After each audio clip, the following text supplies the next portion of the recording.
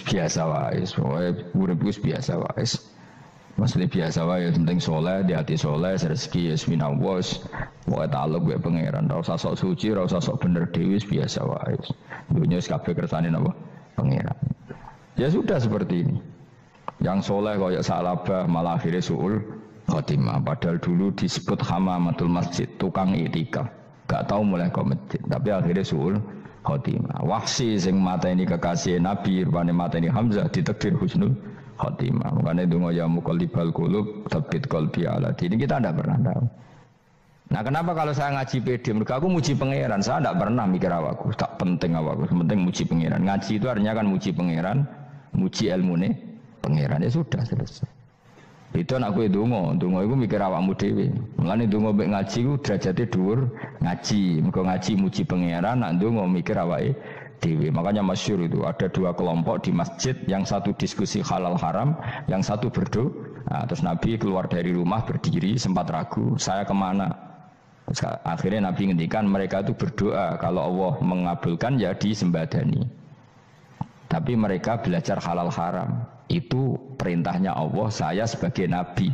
Terus akhirnya Nabi gabung kelompok yang belajar halal haram. Karena belajar halal haram artinya ingin menghidupkan hukumnya Allah Ta'ala. Tapi nak wong donga kepingine iku kabul kajate, intine mikir awake dhewe. Makanya saya termasuk ulama yang jarang berdoa. Tapi ya berdoa, tapi kadang-kadang. Nah, kowe kan gak kontribusi ning agama rapati ya ndonga. Oh, dasar murahan. Ya tapi piye mulang ya ora payu. Jadi kadang-kadang kula dibantah. Lah jenengan mulangi payu Gus. Lah kula ora payu, ndonga-ndonga ngono. Ya tapi aku ngerti pangeran ra bakal nyembadani barno ra Gus. Pangeran ya paling sedikit isi dik ngono cukup umum.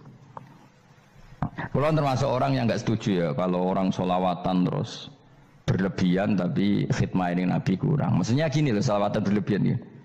Redaksi sholawat tentang Nabi itu kecil, bukan sholawat jumlahnya enggak. Redaksi tentang Nabi itu kecil, sementara tentang keinginannya itu saya tidak suka. Saya suka sholawatan itu ya yang nyifati Nabi banyak, kemudian keinginannya kecil, itu bagus. Kayak Ihya itu, kayak Ihya Abdul Hasan Asadili itu. Kalau dongo itu jaluknya mau swidik paling baris paling terakhir. Misalnya gini, nahmaduka ya man huwa wa la ilaha illa anta ar-rahmanur rahim, itu langsung in sampai nyifati Allah itu 99. Buar ngono nganti berkuras-kuras. Lagi terakhir mau jaluk dongo sithik. Nah kowe kan enggak muni muji Allah mau basa-basi tok. Alhamdulillah rabbil alamin wassalatu wassalamu ala Muhammadin. Mau nggo syarat tok. Baru ke Allahumma inna nas'aluka nganti telung lari. Telung halaman. Tapi pas muji pangeran, alhamdulillah rabbil alamin wassalatu wassalamu ala Muhammadin. Bariku terus donga njaluk mapan, tolak buala. Yo tau aja. Mana jare pangeran, muji kekasihku suwidik dongane kecangkeman. Lah saya tuh gak suka jenis itu. Harusnya sholawatnya itu yang panjang. Maksudnya nyifati Nabi yang panjang. Baru mintanya sedikit, itu bagus ya. Bi akhlak. Makanya saya diantara sholawat yang senang itu sholawatnya Habib Ali Al-Habsyi yang arang Simtudur. Kalau beliau baca sholawat itu sholatan yattasilu biha ruhul musolli alaihi bi fayam basitu fi qalbi sirru nuri ta'alluqi bi wa hubbi wa yuktabu biha bi inayatillahi ta'ala fi hisbi. Jadi dia baca sholawat itu, ya Allah berikan sholawat kepada kekasihmu Muhammad. Dengan sholawat ini rohnya saya, musolli itu rohnya saya yang membaca sholawat bisa sambung dengan rohnya Rasulullah. Dan setelah sambung saya terhitung sebagai orang yang mencintai Rasulullah. Dan saya berharap dari cinta itu saya tertulis sebagai umatnya. Nah, aku kan enggak mau sholawat itu mah. Saya termasuk orang yang enggak saya loh ya. Tapi ya tetap baik dibanding nganggo primbon ya satu sholawatan itu. Tapi boleh punya etika lah dengan Rasulullah itu. Kalau dongo nyifati Nabi yang banyak, ya baru keinginan. Kan banyak itu sholawat yang seperti yang saya misalnya di kitabnya Sayyid Muhammad ada Allahumma sholli ala sayyidina Muhammad nuri kalam alladzi. Wah nyifati Nabi itu sampai panjang lebar baru menceritakan hajatnya. Kalau kamu kan enggak nyifati Nabi basa-basi, mau sidik mana? Malah kadang orang misalnya ala Muhammad, kok ala Muhammad muni Sayyidina aja disoal. Misalnya baru kudungannya panjang. Saya termasuk yang enggak setuju karena itu menurut saya kurang etika. Makanya Rasulullah itu kalau berdoa kalau sudah nyifati Allah, coba tak beri satu contoh saja doanya Nabi. Alhamdulillah hamdan yuwafi ni'amahu wa yukafi'u mazida ya rabbana lakal hamdu kama yanbaghi li jalali wajhika 'azimi sultanik la nuhsi thana'an 'alaika anta kama asnaita 'ala nafsik. Itu sudah berapa itu nyifatin itu belum doanya tuh. Nah kamu kan enggak Alhamdulillah rabbil alamin Allahumma ya Allah di hajati gremeng itu seramutu tenan jen gak bakat wali. Lah cara kula iku sisen. Kula yo sering ngamini dongane wong ngono tapi ning atiku amin maksudnya amin barno mawon Gusti. Dadi aku amin tapi amin ku barno mawon Gusti. Wong ora jelas ngono betul. Jadi aku muni amin tapi amin barno maksudnya ya Allah barno amin ngono maksudnya. Jadi karena tadi setahu saya doanya para nabi, para wali itu memang seperti itu. Ya coba itulah doa tadi aja yang saya sebut itu berapa kalimatnya? Apa? Alhamdulillah hamdan yuwafi ni'amahu wa yukafi'u mazida ya rabbana lakal hamdu kama yanbaghi li jalali wajhika 'azimi sultanik la nuhsi thana'an 'alaika anta kama asnaita 'ala. Enggak terhitung pujian saya kepada engkau sebanyak engkau memuji pada diri engkau sendiri. Allahumma inni a'udzu biridhoka min sakhatika fi mu'afatika min uqubatika wa bika minka. Allahumma bi haqqi jabarutika wa bi khawfika. Kan panjang sekali doanya wali-wali itu, tapi semuanya mensifati Allah. Bahkan banyak yang kemudian lupa enggak doa. Coba haji, doa haji itu coba. Labbaik Allahumma labbaik la syarika lak innal hamda wa ni'mata laka wal mulka la syarika lak. Wa ni'mat itu kan labbaik saya siap melaksanakan perintahmu ya Allah sa'dik. Engkau yang punya pujian, engkau la syarika lak kalau itu malah enggak ada, jarang malah ada doanya. Itu kalimatnya talbiyah semua. Allahumma antal azil akram itu sudah seperti itu. Karena tadi al mu'min yashghaluhu sana 'ala Allah min ayyakuna li nafsihi dzakiran. Mukmin sejati adalah sibuk memuja Allah sampai lupa jatah dirinya sendiri. Nah, kowe kan gak mujine Allah basa-basi, dongane tenanan. Itu jadi makhluk aneh, itu jadi hubungan mbek pangeran itu wong aneh. Ya tapi jan ra bakat wali, semono iku dadine semono iku. Ya tok ngono kok mari wali kakean malah gak elit. Jadi tapi saya mohon itu di sholawat itu usahakan jumlah paling enggak jumlah sholawatnya banyak, doanya sedikit. Paling enggak misalnya kamu tidak punya kalimat yang apa baik ya mau sholawat ping 100 itu gak ada salah biar guling-gilingan apa kita menyebut kekasihnya Allah lebih banyak ketimbang kita menyebut hajat kita sendiri ya gitulah. Paling enggak punya etika seperti itu ya. Kalau kamu enggak punya sewot-sewot sing keren, bacalah sholawat berapa 100 terus cerita awam Gusti utang kula kathah. Mungkin ra jawab wis roh ngono saya. Tapi kan kita menyebut kekasihnya sampai 100, nyebut utang bisa. No cowok nyebut kekasih bisa, nyebut utangin 100. Berarti yang kemana ditakoki pangeran, kowe nyebut kekasihku piro pisan, nyebut utang 100 dasar rayu utang ngono-ngono. Ya ada, saya termasuk orang yang nggak setuju tadi. Jadi kalau apa redaksi sholawat cari yang mujinya Nabi lebih apa? Lebih banyak. Karena itu nanti lebih diridhoi Allah Taala. Coba Allah sendiri kalau nyebut nabinya itu hitung saja. Laqad ja'akum rasulun min anfusikum. Jadi rasulun min anfusikum, seorang rasul yang sejenis dengan kamu. Terus azizun, orangnya sangat terhormat. Alaihi ma'anitum, rasul ini siap menanggung apa yang kalian tidak mampu. Kowe ra bakat mlebu swarga baru kaya syafaate Nabi akhirnya mlebu swarga. Kowe ra kelar korban, Nabi tahu mengorbankan kita semua.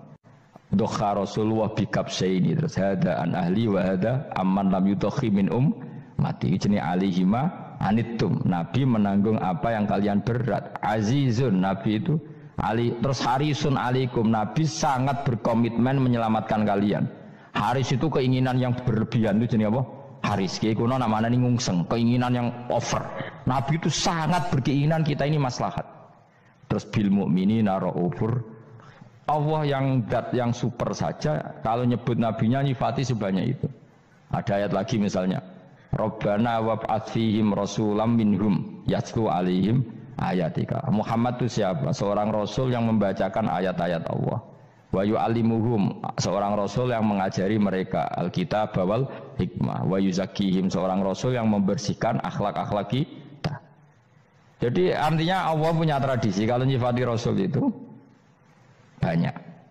Juga nyifati orang-orang sekeliling rasul. Makanya menurut saya mazhab Syiah itu enggak pas.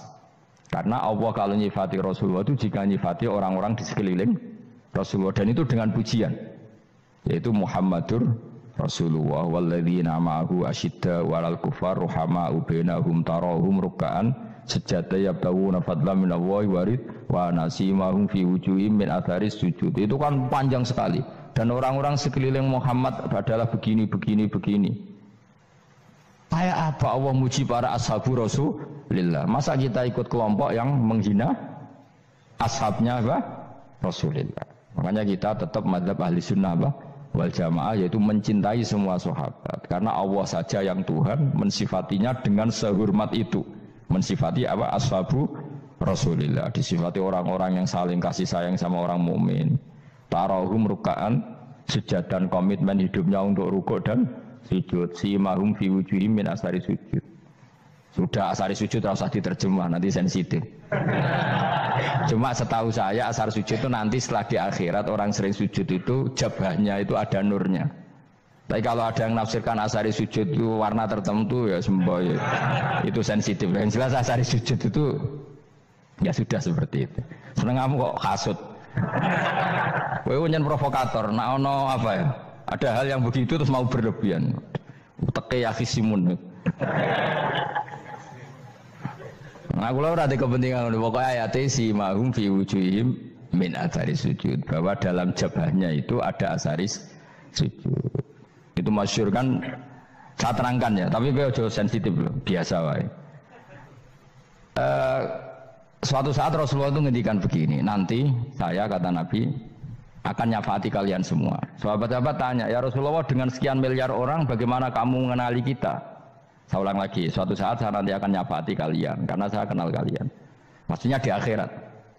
Ya Allah, di akhirat. Terus sahabat tanya, ya Rasulullah bagaimana engkau mengenali kita sementara nanti di akhirat bermiliar-miliar orang gitu.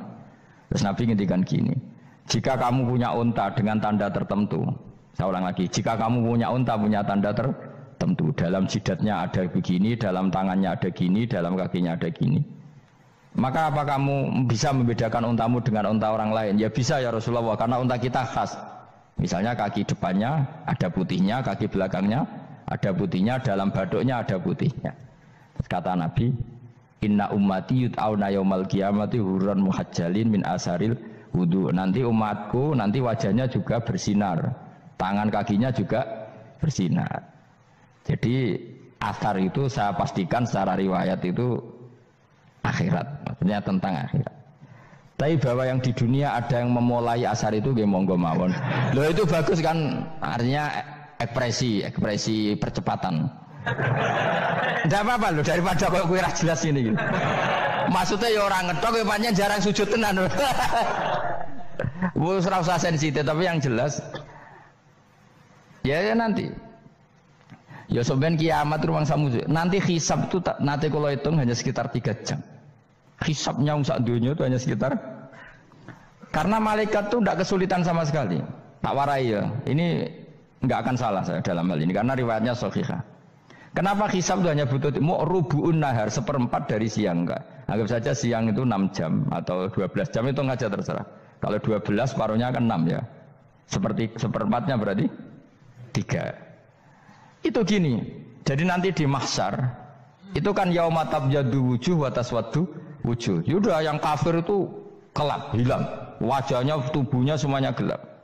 Yang mukmin itu semuanya terang. Jadi sudah yang tabyadu wujuh wa taswaddu wujuh otomatis terus nyingkap. Terus pergerakannya itu delala yang tabyadu wujuh itu ke kanan, yang taswaddu wujuh ke kiri.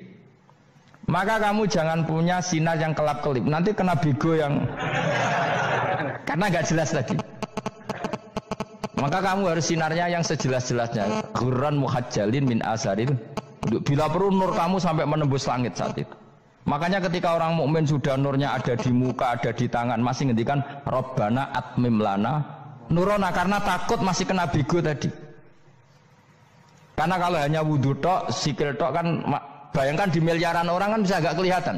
Tapi kalau nurnya sampai nembus langit kan, itu siapa kok nurnya sampai, kan malaikat langsung tahu. Lani hafal Quran, alim kan insya Allah nurnya itu. Sama zaman itu masih berdoa, Rabbana atmim lana, sempurnakan nur kami. Karena nanti identifikasi malaikat berdasar tadi, kalau ada nur berarti diletakkan ashabal yamin, kalau nggak ada nur, ashabal shimal. Nah malaikat yang dibawa bigo itu kira-kira detail gak? Dugaan saya kalau kelap-kelip pasti kena simal. Wah ini partai kiri mesti kan. Pemenang yang wudhunya mau dulet sirah tok sidik. Karena anak madzhab Syafi'i. Sebetulnya meskipun itu sebaiknya kalau basuh sirah itu kabeh ben ora kelap. Mana aneh pepesan terus dulat-dulet tok.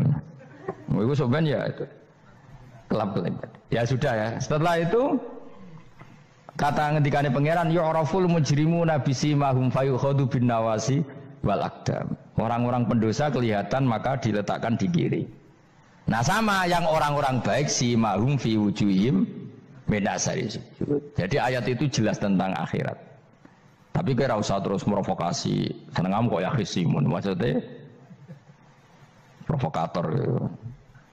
Jadi nanti yang mukmin jelas nurnya. Lah nur ini nanti dengan kadar iman kamu, perilaku kamu. Ada yang kelap-kelip, ada yang... Nah yang kelap-kelip ini yang kena bigo itu tadi. Nanti setelah kena bigo ikut ashabi simal, yang kelap-kelip disortir lagi malaikat yang bagian detail kan ada nanti. Nah ini terus ditubir neraka. Yang kafir benar-benar neraka, yang ini ditubir neraka. Nah itu nanti ini yang ngel-ngelo kanjeng Nabi digoleki ya ini itu. Mana sakit kanjeng Nabi, mana ono kiai soleh darani, nah iso soleh dewi sakit Nabi mereka terus goleki. Di umatku sing kelip-kelip terus dicari disafaati. Ya imma langsung dituruti Allah wa imma diubasikne neraka. Ya terserah rencanamu piye kon aku kowe. Tapi yang jelas apa? Kiamat itu cepat sekali karena tadi ada identifikasi tadi. Makanya hanya cukup 3 jam karena tadi yang jelek kelihatan jelek, yang baik kelihatan baik. Makanya cepat. Ya araful mujrimuna bisimahum, orang pendosa dikenali lewat alamatnya yaitu taswaddu apa? Wujuh. Kalau orang baik dikenali lewat tabyadu wujuh. Nah terus setelah nyingkir, ini ngono tak warai kiamat. Setelah nyingkir itu faduri babenahum bisuril lahu bab. Setelah tersingkir tadi terus lalu ada pintu penghalang, pintu pemisah. Nah pintu pemisah tadi yang sisi kanan langsung jadi surga, yang sisi kiri jadi neraka. Itu disebut faduri babenahum bisurillahu bab batinu fi rahmatu wa dhahiruhu min kibalihil adzab. Yang pintu arah kanan otomatis wilayah surga, yang pintu kiri otomatis wilayah neraka. Nah problemnya ketika penutupan pintu itu dah yang kelap-kelip itu katut kemana ini yang makanya kamu jangan malok partai yang apa kelap-kelip yang nggak jelas itu koalisi kemana ya. Kalau partai besar kan iso nyalon presiden, partai kecil ini kan ikut mana ini kan? Sing sak ngisore 1%, 2% ini kan repot. Nah, coba misalnya nur kamu 2%, berarti gelap kamu kan 98%. Kira-kira malaikat mengkategorikan kemana coba? Ayo jawab.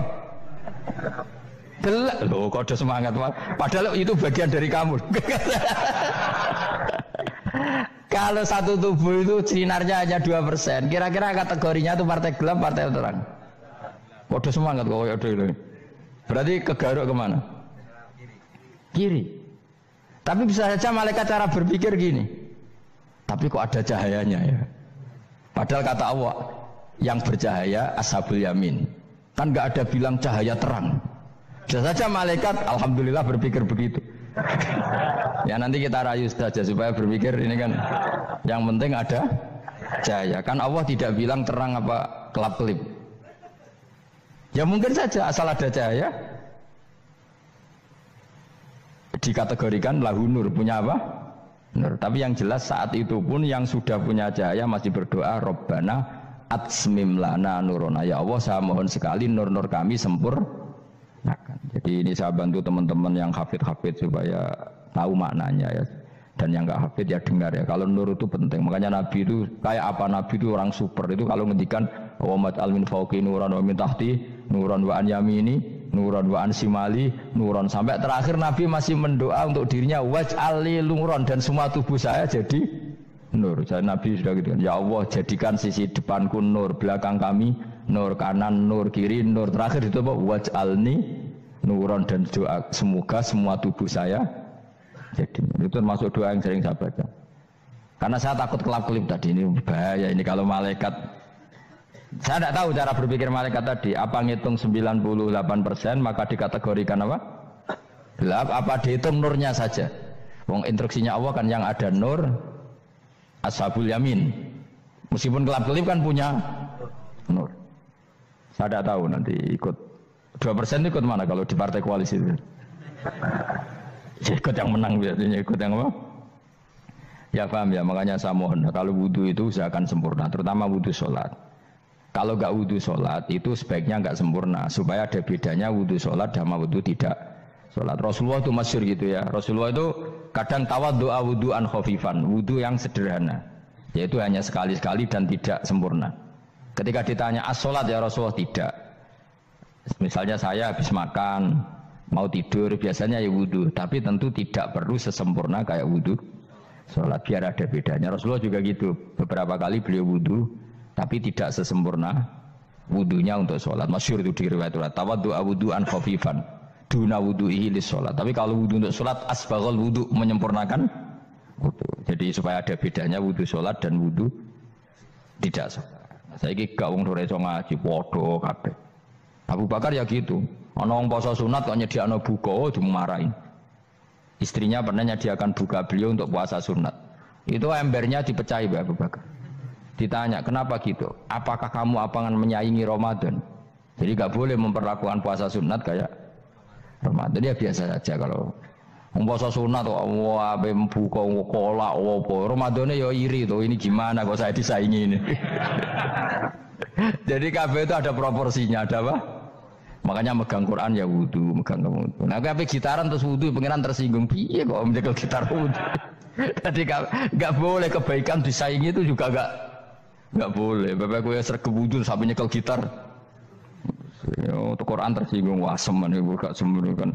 Malaikat panitia kan ya tersinggung. Kabeh itu kan ada proporsinya, apa? Ada proporsinya. Itu hebatnya Rasulullah. Jadi kalau beliau wudu, bahkan wudu itu wudu li sholat sama tidak sholat itu. Misalnya sholat sunat itu kamu mampu ngadeg boleh nggak duduk? Boleh. Kalau sholat fardu nggak boleh, biar ada bedanya. Fardu itu spesial, nggak boleh, harus berdiri. Kalau sunat pun harus berdiri. Fardu tersinggung, iya sunat kok nyaingi aku kan gitu kayak. Ya makanya sholat fardu wajib berdiri ya. Sholat sunat boleh duduk meskipun mampu loh ya.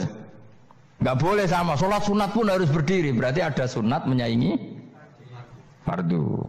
Ya jelas ya, jadi aturan main itu harus jelas, nggak boleh. Makanya Abu Bakar itu nggak mau kalau ada orang puasa sunat kemudian apa?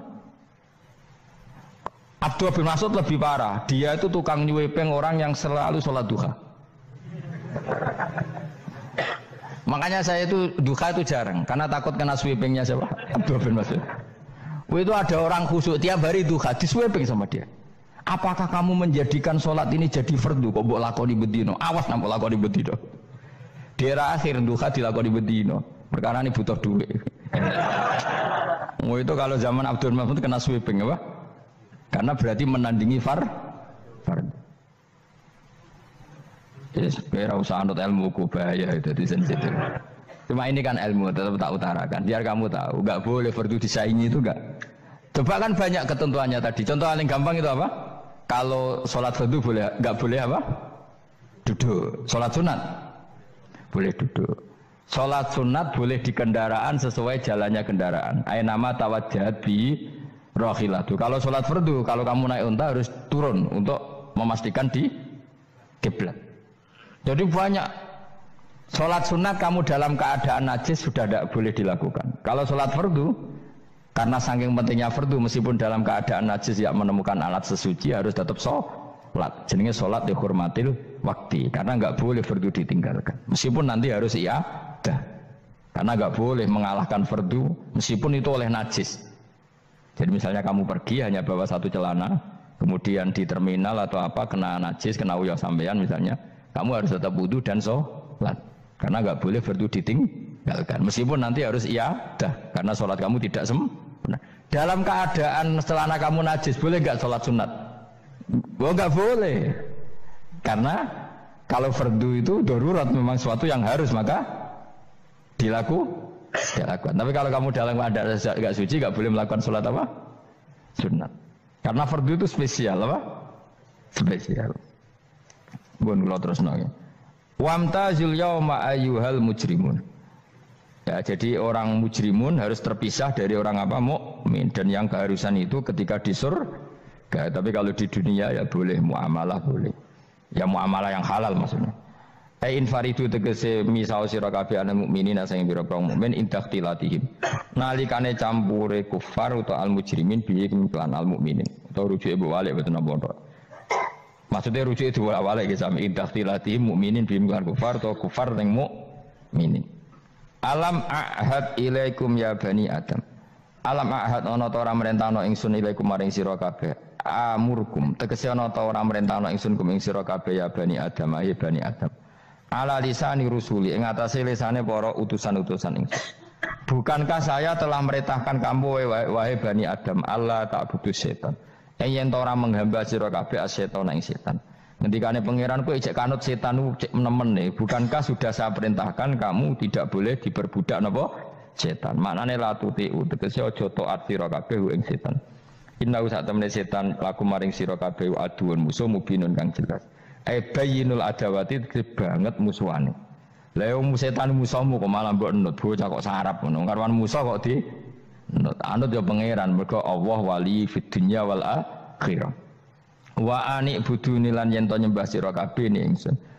Wa anstune kelakuan budu nyembah sira kabeh ni ingsun wahidu tegese nglakoni tauhid sira kabeh. To mengesakno sira kabeh ni ingsun. Wa ati ulan to atau sira kabeh ni ingsun. Harusnya kita hanya ibadah ning Allah Subhanahu wa ta'ala karena dia yang menciptakan kita, tempat kita kembali. Setan itu tidak siapa-siapa, makhluk yang hina, yang lemah. Pokoknya malah taat ya ning gone zat sing super, sing gawe kita, sing memberi rezeki kita, dan zat yang kita kembali.